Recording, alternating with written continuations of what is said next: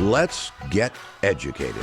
That's why we're here, to bring you the stories impacting K-12 classrooms and college campuses. It's time for a little education. Welcome one, welcome all. I am Katie Petrick, joined today by the doctor, Jake Jacobs. Hello, Katie. Hello, Doc. Now, just a reminder, we are on Rumble. In case you didn't know that, we've been there for a while, so we hope that you join us. All you have to do is go to rumble.com/Freedom Project and then follow our Freedom Loving America's page. Because here in America, we say America. Now, we want everyone known as Harvard and Yale to just move over. Move over, Harvard. Move over, Yale. We have a new college dedicated to real education. I just want to take a moment and just sit in that. Real education. What does that even look like? We're about to tell you. It's not political indoctrination, and it has launched in Texas with some of the smartest minds in the country who are attending. Yeah, Katie, I'm excited. University of Austin, Texas, UATX, right, is an experiment in what used to be called a classic liberal education. Roughly half the students, they're from the Texas area, a third are female. They share academic strengths. They averaging 92 percentile in the SAT. Some were accepted at schools like Chicago, Georgetown, Harvard, and others, but they chose University of Austin, Texas for what it is and for what it is not. Students say, quote, "We're very intellectually diverse. I've met people of every political persuasion here, from far left Democrats like Bernie Sanders to people who would make Donald Trump look like a liberal." And one of the co-founders, the brilliant Oxford PhD, Neil Ferguson, said this: "From a historian's point of view, it is terribly important that the United States improves, reforms, revitalizes its universities. Right up until, I guess, the early 2000s, it still seemed like universities were places where you could think most freely, speak most freely, and take the most intellectual risk. At some point in the last 10 years, that changed, and it changed in a way that began to stifle free expression." And I tell you, being an education at the high school and college level for many years, I could see it happening when I started in the late 70s as this indoctrination, brainwashing came into the government schools with government pressure, with the early stages of wokeism, hardcore leftism. And right about 10, 15 years ago, it exploded exponentially. So let's watch this University of Austin experiment in good old-fashioned education manner. On a floor of what was once a downtown department store, one of America's smallest universities, UATX, the University of Austin. Roughly half the students come from Texas, a third are female. They share academic strength, averaging in the 92nd percentile on the SAT. At UATX, classes are small, seminar style, and based in Western civilization, the Bible, Greek classics. Faculty includes a former Navy captain, a Greek Orthodox priest, Father Maximos teaches a class on chaos and civilization, and a tech entrepreneur. You're trying to play the Steve Jobs role here, right? There are no on-campus science labs, but founders chose Austin for its booming startup culture, linking students with companies like Elon Musk's Neuralink. How do you take this cutting-edge research and helping the kids sharpen their tech skills and even fund their own ideas? We have both a nonprofit and a startup side. To stem the scandalously high costs of higher education, the UATX campus is bare bones. How many potatoes do we need? All of them cut, or just let's cut all of them? No dorms. The students live in apartments next to UT undergrads. And no meal plan. Cook for yourselves, kids. Did you notice how they said scandalously high cost? Mm-hmm. I go to my alma mater, Arizona State, and I'm amazed at the different, of course, it was a long time ago when I went there, but the point is the bells and the whistles and all the huge buildings and apartment complexes and all the things to tantalize the kiddies to get them to pay $100,000 plus for an education at Arizona State. And this is across the country this way. I love, this is bare bones, but it's dealing with critical thinking, classic liberal education. I absolutely love it. Well, bare bones, but it's like this is what it is meant to be. They are 18 now. They are moving out of mom and dad's house. It is okay for them to learn how to cook on their own and have to have their own apartment and have to pay rent. And that's what being an adult is about. So I'm very excited that they are having this opportunity, and I'm absolutely excited that 60 Minutes took it on to talk about this, because when this idea first came out, I saw that they had applications and, to apply to be a professor there. Because Are you thinking? Oh, no, not me. I don't have a doctorate degree, but we'll talk about that another time. We had people I know who I was like, hey, you would actually maybe like to be a professor at this upcoming, about to start university. And the thing is, it's not just about, clearly it's all those right-wingers going to that university, because it's not. It was actually started by people who like to think. That's it.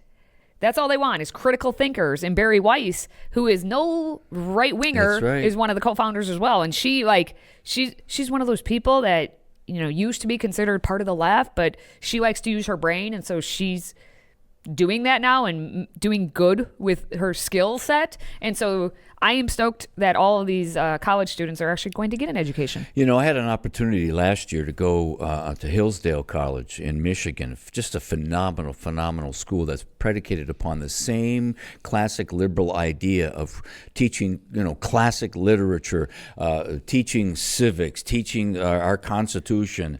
And it has students, just a diverse body of students at that campus. That to see this happening now in Austin, as you know, Austin is an incredibly left-wing city, a very woke city. So right in the heart of Austin, and bringing students not only from Texas, from around the country, and bringing professors from over in England, some parts of Europe, the United States. What an absolute wonderful opportunity for these young Americans to be able to experience this. Yeah, and you mentioned the D word, diversity, and there isn't as much diversity in terms of what the wokesters view as being diverse, but there is diversity in thought.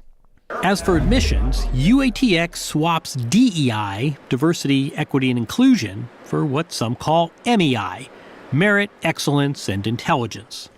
Gender, race, ethnicity, what is the factor of that in your admissions decisions? We don't take any of that into consideration in admissions. The primary thing that we're interested in is the mind. Meaning what? The kind of capacity to think deeply, to answer questions, to challenge norms. I got to tell you, we did not see a particularly diverse student body. We are putting resources into finding talent of an intellectual variety. And if you're interested in diversity, I recommend you look at the social backgrounds of our students, at the family circumstances of our students. High-profile UATX donors include Trump-backing billionaire Bill Ackman, a Harvard grad who vocally criticized his school after October 7th, and Harlan Crow, close friend of conservative Supreme Court Justice Clarence Thomas. Critics attack UATX as a right-wing university simply wearing the cloak of free speech. UATX has been called the anti-woke university. Harvard is a liberal university. UATX is going to be a conservative university. Politics should be studied at a university. It shouldn't be the operating system of university. Any university that is identifiably political is not fulfilling its highest mission. Boom! Wokeism by its very nature is anti-intellectual, anti-critical thinking. It is brainwashing, indoctrination. It's hardcore radical leftism. It's not true classic liberalism or classic conservatism. And what you find, these are classic conservatives working with classic liberals, or saying, we want to actually have a classic education for our young students at this school. I absolutely love it, Katie. Yeah, but because we have a nation full of people who don't understand that terminology, you say classic liberal, and they're like, what liberal? And you say conservative. They don't understand the true meaning of how our education system used to be back when we thought. Well, when they used to teach Montesquieu or de Tocqueville or Aristotle or Plato. That old dead white guys. That's all we are taught now. Well, I'm glad. I'm glad. Everyone go Austin, I guess. I originally did not think of Austin, Texas as a place to go to get a great education, but certainly Katie, didn't know. what was that acronym? They didn't use DEI. What was the acronym? Do you recall? MEI, Merit, Excellence, And- Intellectual, something like that. Yes, Something- and yeah, whatever it was, I something- wanted to remember that because that is exactly spot on. Yeah. Exactly. All right. Well, thinking of things and signs on doors, and let's just transition here into our next story where you would think that when you put a sign on a door, right, and it says that a bathroom is meant for girls, the sign says bathroom meant for girls, right? And then there's another sign on another door not too far away, and that sign says that that bathroom is meant for boys. That's quite simple. Yeah, right. You think it would be clear, but it is not, because we need actual laws. And we can't just have a sign. We need laws. And so we are in Ohio, which has had to pass a law to actually ban male students from going into those girl bathrooms, which you don't have a sign that says this is for girls. Yeah, they actually had to do that. So let's take a look at what Ohio is up to. We have had for literally generations separate locker rooms for men and women. This bill, again, is about safety and security. We need to do this in the schools. The schools need to develop policies based on the legislative guidance that we are providing today. Democrats also voted party line, opposing the legislation. Our children are watching and listening to the demonizing. At Transform Cincy, they help kids and teens get new clothes that match their gender identity. They're also seeing families ready to leave the state because of this. Plus, they say bathroom bans leave trans kids without options. I've been in this work almost 15 years, and I used to watch where they would get UTIs and kidney infections because they don't go to the bathroom at school because they don't feel safe. Republican lawmakers acknowledge that if this becomes law, they're expecting lawsuits. Is this perfect? No, it's not. Is it possible that this is going to end up in some litigation? Probably. But a lot of good legislation does sometimes end up in litigation. And maybe the courts will ultimately settle this. So was that a transgender person who was saying this, we don't go to the bathroom? Well, I am not allowed to assume these things, but I assume yes. That's the exact same argument, though, that we've had for little girls who are scared to go in the bathroom. Yep. Because boys, like teenage boys going in little girls' bathrooms, the same reason, or even teenage girls, when teenage boys go in the bathrooms. I'm going to tell you this right now. If you are a transgender person and you feel like you can't go to the bathroom, you can. Just go into the stall, lock the stall, go to the bathroom, wash your hands, and then leave the bathroom. There you go. Yeah, it's kind of simple. If you're a guy pretending to be a girl, well, go in a guy's bathroom. Girl pretending to be a guy, go in the girl's bathroom. It's quite simple. It's yeah. I mean, it's basic biology, basic science, basic facts. We're not going to live by your social construct insanity. Forgive me. What's amazing is this such a small little a couple of people saying we're so afraid to go into these bathrooms now. It's like, are you kidding me? The inversion and perversion of reality so they can control schools and kids and bathrooms and stuff. They want to control it all. All right, let's take a look at what the policy actually says. According to the policy, it says a school shall designate each student restroom, locker room, changing room, or shower room that is accessible by multiple students at the same time, whether located in a school building or located in a facility used by the school for a school-sponsored activity, for the exclusive use by students of the male biological sex only, or by students of the female biological sex only. Again, that should be common sense. Here we go, though. No school shall permit a member of the male biological sex to use a student restroom, locker room, changing room, or shower room that has been designated by the school for the exclusive use of the female biological sex. No school shall construct, establish, or maintain a multi-occupancy facility that is designated as non-gendered, multi-gendered, or open to all genders. That's because there are two genders, male and female. Katie, the woke movement has cleverly used law, litigiousness, to be able to shove this stuff down the throats of the American citizens. And therefore, you have to have this incredible monstrosity of language to respond to the laws that they have accomplished getting passed. And so they're covering their butts to be able to do it because they have to. They've been forced to do this. Yes, they have. All right, well, we need to move on. We've scratched the surface on this episode of Educated. Stick around. Today's show is sponsored by our friends at MyPillow. Save up to 66% on pristine quality bedding, towels, slippers, signature pillows, and much more when you use the code EDUCATED. That's EDUCATED. Educated. Support this show and a great American company.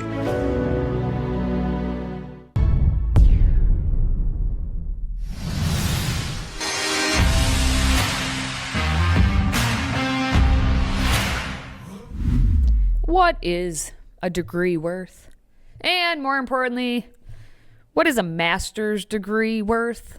Jake, do you have a master's degree? Yes, ma'am. I have a master's degree, and here we are. Are we really master of anything?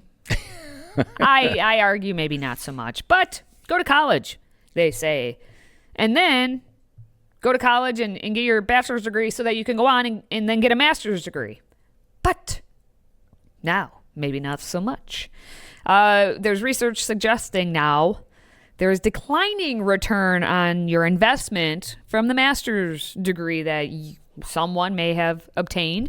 The Economist has shared data that indicates a postgraduate degree may not be as valuable as typically believed to be. Interesting thoughts. So the question is your master's degree useless? Now, useless, woo, them's be fighting words right there. Useless? Maybe not. But worth how much money you paid for it? If it's from a dollar for dollar perspective, maybe not. What would you argue? Well, just gut reaction on that one. It worked for me. This is many years ago, of course. But there you go. When in public education, which that's another topic all in itself, in the fact that the higher education you had, the higher up I was on the pay scale. And True. We didn't have a PhD level, but a school system nearby us called Neenah High School System. They had a PhD level, which did make a difference every year in your contract. I didn't go on to get a master's degree for more money. I just had a passion for what I wanted to learn, and I absolutely was a wonderful time in my life. I would do it again, but I didn't do it for financial reasons. The thing of it is, in this day and age, because this wokeism has so destroyed a higher education in America, I tell a lot of young people, I'd look into technical degrees, maybe a 1 or 2 year degree at a local technical college, and you can make a lot more money and save a lot of money while you're doing it. No, it's true. And for me, I was the same way. I wanted to go on because education, I just wanted to keep learning. Plus, as I say to everyone, don't go, especially today, get a master's degree unless you get paid to do it. Yep. So my tuition was paid and I got paid because I was, that's why I went where I went. Because that's smart. Yeah. So I got my tuition paid and I got a little stipend, as they call it. Stipend. So according to The Economist, apparently 40% of American master's courses offer the graduates no financial return or leave them actually worse off. So 40% of people, that's not a good statistic to have. It does take into account the cost of postgraduate education and what students would have earned with just a bachelor's degree instead. Just like I say, even for the undergrad, if you can go and learn a trade, maybe take a 1 year, 2 year course to learn, you're going to be making a whole lot more money than the kid who's going off to college and partying for 4 years and coming out with a bachelor's degree. But many of these counselors, I'm not trying to rip on all counselors, but many of these counselors, they're in on the whole gig. They're in on the ruse as far as selling a college, undergrad, and graduate education in America. You can see it. And I think a lot of times these young people are duped into falling for the fact that they think they need a graduate degree when they didn't at all. Well, and what the Economist also pointed out in this article, which is fascinating, is that there's a British survey done that found master's degrees typically provide almost no extra impact on earnings by the time when the graduates reach the age of 35. It's like all leveled out. It's like put in your time and you will jump the pay scale without the masters. Yeah. Versus I'm going to go to school and then I'm going to start out at maybe a higher wage, but by the time they're 35. You know what's so funny, Katie? I even with a doctorate degree, I have a lot of friends of mine who either had I don't mean to demean it, either just had a bachelor's degree or a tech degree or no degree at all, that are making a lot more money than I ever could imagine. I mean, very well-to-do, very successful people. And here I sit. All right. Well, the days of classy meals being served on airplanes, maybe only for all of those people with master's degrees and higher, they may be far gone, but one airliner is set to begin offering fast food on board. We're going to dish on the dining delicacy when we return. In 2024, we find ourselves at a pivotal moment where the call for unity, freedom, and a better future echoes louder than ever. Introducing Patriot Mobile, the wireless carrier that stands with you. We are committed to supporting the values that make our nation great. With affordable plans and reliable nationwide coverage, Patriot Mobile is not just a wireless service. It's a call to action for those who believe in the American dream. Get free activation now with promo code EDUCATED.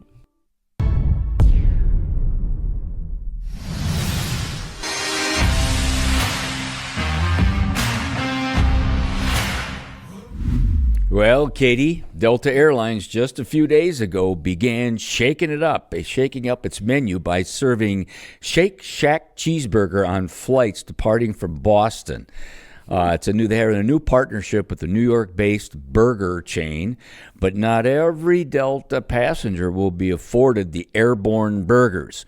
Only first-class flyers, routes over 900 miles, will be able to pre-select a Shake Shack cheeseburger as their meal option, which, just like I said, started just a few days ago. Let's take a shake at this New York burger. Beginning on December 1st, the carrier will serve fast food cheeseburgers from Shake Shack to first-class passengers on long-distance domestic flights. So think any flight from LA to across the country. If you're flying first class, you're looking at potentially a fast food cheeseburger. Sweet, but don't expect that you're going to get any Shake Shack crinkle fries. That's not going to happen. Instead, you'll get potato chips, a small Caesar salad, and a chocolate brownie. And if you were thinking that, well, at least it'll be fresh, no, not so much there either. Your burger will be cooked on the ground, and then it'll be reheated in the air because, as you know, fast food reheated always hits the spot. Now, if you're wondering, wait a minute, how much does it cost to fly domestically like that? I looked on Google and it said that a round-trip flight from LA to, say, New York could run you as much as $1,500. A Shake Shack cheeseburger, $10. You put them together and there you go, you're flying. Katie, with that master's degree, you'll be able to afford this. Oh, yeah, clearly. I am just in awe of that commentator. I'm glad he did the work for me, because I was like, when I read this and it said, first off, you have to be like business class or whatnot, fancy pants, and it has to be on a route over 900 miles. I'm like, okay, so like one flight is going to be offering this. Like, who's actually going? And no one's actually going to take this up. Anyone who is flying that far and paying that much money to fly like first class, they're not the ones who eat Shake Shack. I'm just going to put it out there. Well, it's us lowly people who, hi, can I have a burger, please? Yeah. The beer looked the best as far as I was concerned. That's what you were focusing on? But are you going to be upset that you don't get the French fries? Versus no, I want the fries too. See? Yeah. Oh, nope. You have to get those crinkle cut, I guess, potato chips. Yes? No? Is it worth it? No. I'm just going to wait till the plane lands and go to Culver's. Well, you could. Well, hey, that's our Midwest values right there. I guess I would you could bring a Shake Shack burger on yourself, by the way, in the airport. There's a better idea. You can bring your own food in. That's a better idea. Everyone will just be mad that you didn't bring some for them. That's all. That's all. All right. Well, hey, if you do enjoy our content, please consider subscribing to the audio podcast and weekly media e-blast, which contains all of the top stories for the week. Simply go to stayeducated.org. Now, for Jake and myself, thank you for watching, thank you for listening, and thank you for supporting what we do. Until next time, stay educated, America.